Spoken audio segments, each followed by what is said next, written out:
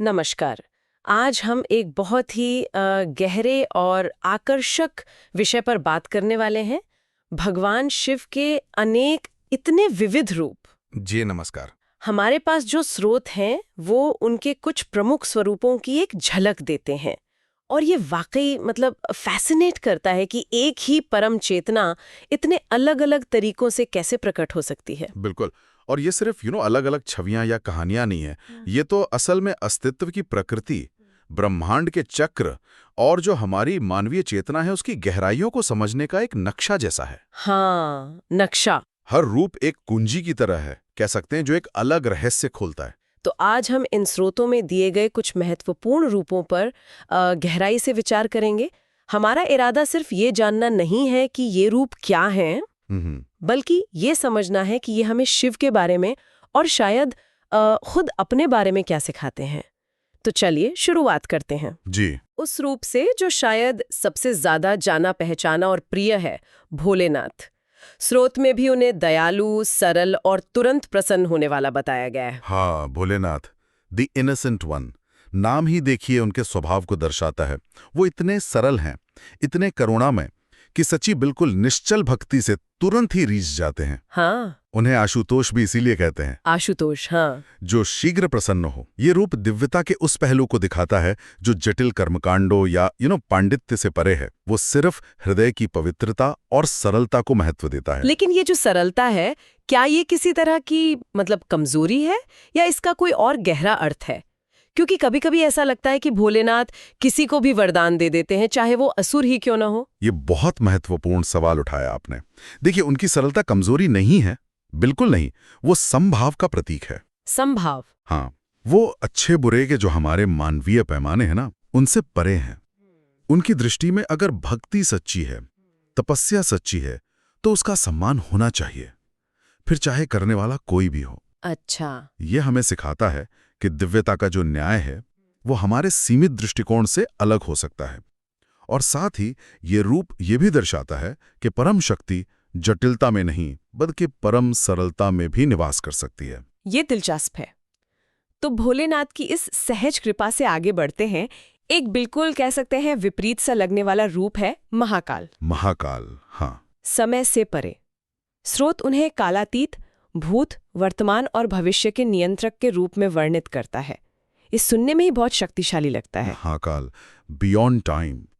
ये शिव का वो स्वरूप है जो समय के चक्र का स्वामी है। वो न केवल समय को नियंत्रित करते हैं बल्कि वो स्वयं समय है और समय से परे भी हैं। समय से परे भी। सोचिए, हम सब तो समय के बंधन में हैं।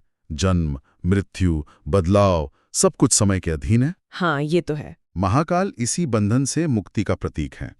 उनकी उपासना का गहरा अर्थ है नश्वरता के भय से ऊपर उठना और उस शाश्वत, अपरिवर्तनशील सत्य को समझना जो समय की सीमाओं में नहीं बंधा है। तो क्या इसका मतलब ये है कि महाकाल विनाश से भी जुड़े हैं? क्योंकि समय तो अंततः सब कुछ नष्ट कर देता है। हाँ, बिल्कुल। महाकाल का संबंध विनाश या संहार से भी है, क्योंकि समय ही हर चीज का अंत लाता है।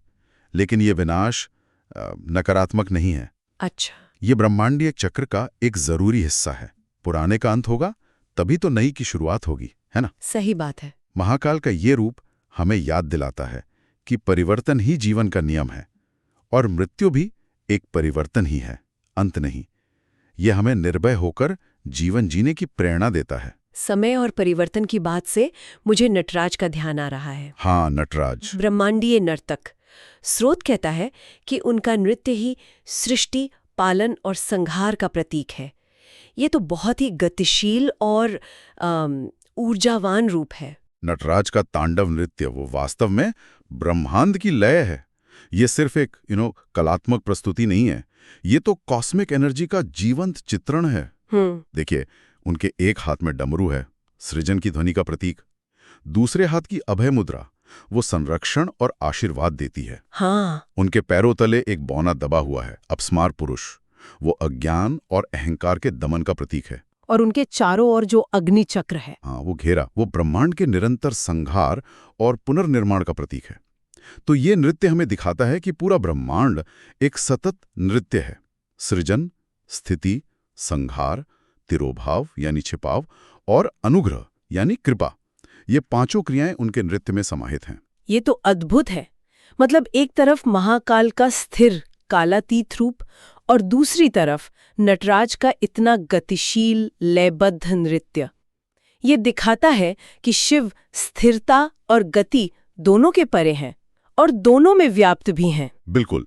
और यही विविधता हमें शिव के एक और अत्यंत गहरे रूप की ओर ले जाती है, लिंगेश्वर। लिंगेश्वर निराकार रूप। हाँ, निराकार रूप।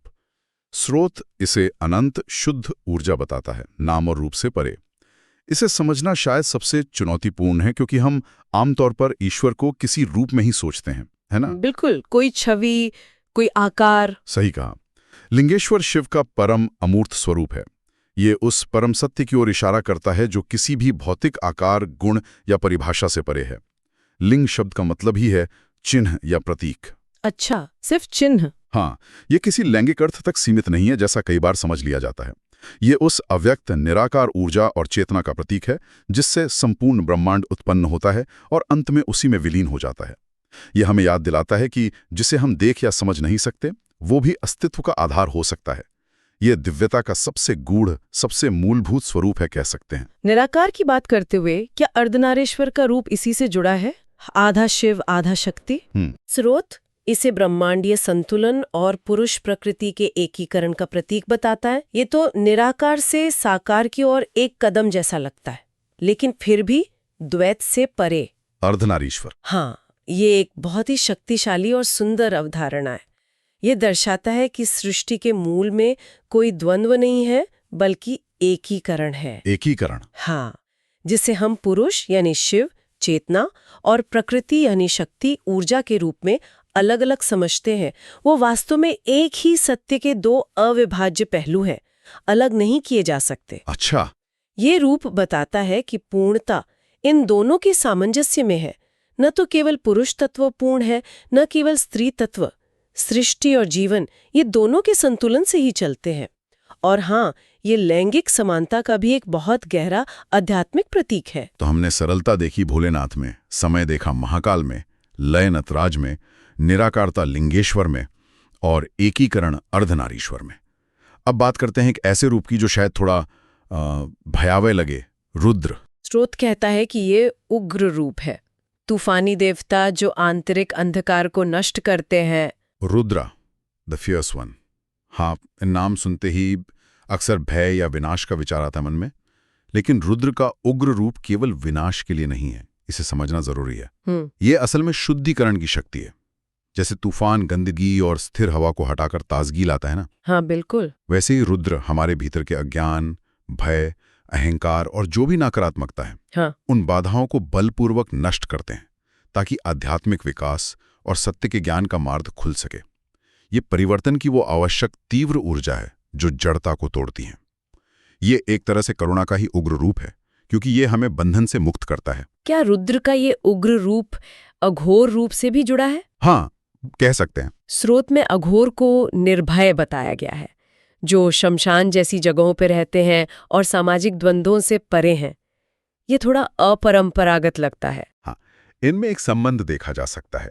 अघोर रूप वो रुद्र की उग्रता को एक कदम और आगे ले जाता है। ये सभी द्वंद्वों से पूरी तरह परे जाने का प्रतीक है। सभी द्वंद्वों से परे मतलब पवित्र अपवित्र, अच्छा बुरा, जीवन मृत्यु, सुख दुख। अघोर इन सब को समान भाव से देखते हैं, उनके लिए कोई भेद नहीं। अच्छा। शमशान में निवास करना वो इसी संभाव का प्रतीक है, जहां जीवन और मृत्यु का भेद ही मिट जाता है। ये रूप सामाजिक मान्यताओं, निर्णयों और जो हम जिसे अपवित्र कहते हैं, उससे परे जाकर परम सत्य को हर जगह, हर स्थिति में देखने की शिक्षा देता है। ये परम निर्भयता और स्वीकृति का प्रतीक है। ये वाकई बहुत गहन है। उग्रता और संभाव के इन रूपों के बाद शिव का एक बिल्कुल अलग पहलू सामने आता है, दक्षिणामूर्ति, दिव्य शिक्षक। दक्षिणामूर्ति, हाँ। स्रोत उन्हें परम ज्ञान और बुद्धि का गुरु बताता है, और सबसे दिलचस्प बात, वो मौन रहकर मार्गदर्शन करते हैं। जी, दक्षिणामूर्ति शिव का गुरु स्वरूप हैं, और उनकी सबसे बड़ी विशेषता यही है कि वे ज्ञान बोलकर नहीं बल्कि मौन रहकर प्रदान करते हैं। मौन से ज्ञान। हाँ, वे दक्षिण दिशा की ओर मुख करके बैठते हैं, इसीलिए दक्षिणामूर्ति कहलाते हैं। दक्षिण दिशा यम यानी मृत्यु और परिवर्तन की दिशा मानी जाती है। इसका प्रतीक ये है कि उनका ज्ञान जन्म मृत्यु के चक्र से परे ले जाने वाला परम ज्ञान है। अच्छा। और उनका मौन वो ये दर्शाता है कि परम सत्य शब्दों से परे है। उसे केवल आंतरिक अनुभव और चेतना के स्तर पर ही समझा जा सकता है। वो आत्मज्ञान के स्रोत हैं, जो शिष्य के भीतर ही ज्ञान को प्रकाशित करते हैं, बाहर से देते नहीं। और अंत में एक रूप जो शिव की करुणा और संरक्षण को दर्शाता है, पशुपतिनाथ। पशुपतिनाथ सभी जीवों के स्वामी।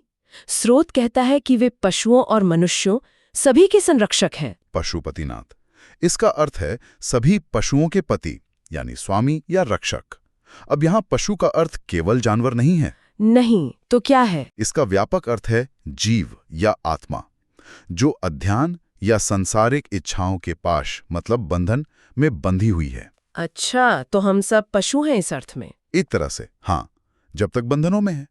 पशुपतिनाथ वो करुणामय शक्ति हैं जो इन बंधनों को काटते हैं और सभी जीवों का मार्गदर्शन और संरक्षण करते हैं, चाहे वे किसी भी योनि में हों। ये रूप शिव के सार्वभौमिक प्रेम और करुणा को दर्शाता है, जो किसी भेदभाव के बिना सभी प्राणियों पर बरसती है।